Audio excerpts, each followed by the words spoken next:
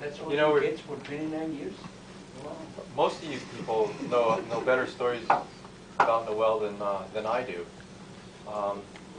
The one thing I could say, I've known Noel for 5 years, and he's always helped me. And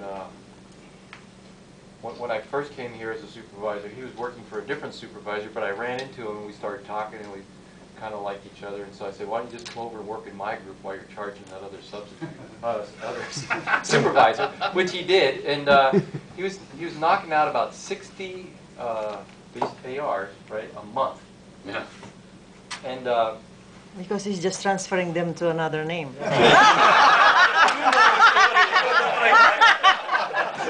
Like I said, I was a new supervisor. But We don't go in detail.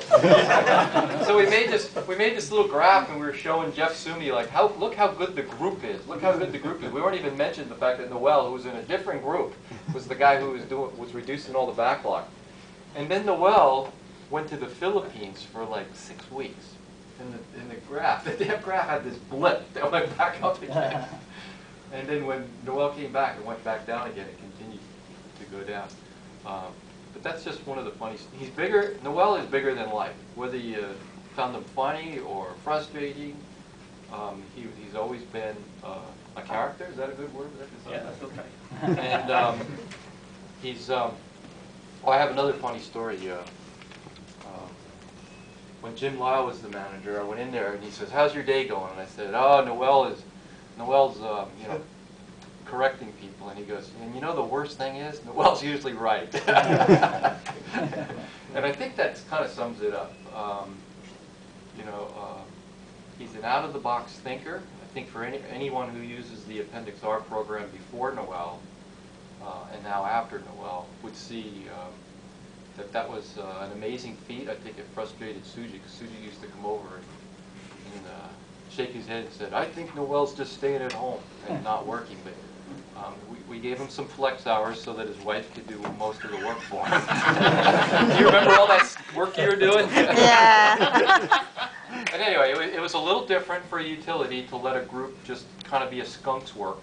Skunk work is where you take some talented people and you just let them do what they want to do off on the side. And lucky for me, it worked. Probably helped me keep my job.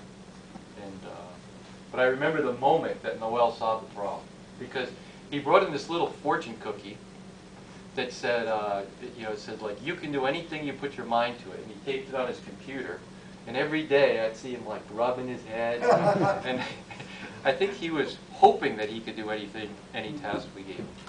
And then one day I went in there and he was just like very happy, but he had to tell me what it seemed like in excruciating detail how he solved the problem. And he did, and that's why you have the Appendix R program that's automated today. And for those of you who are interested in regulatory commitments, we were, for 7 years, right? 7 years we had been out of sign configuration control, and we never got caught. So thank you very much. Thank you. Anybody else have anything nice to say about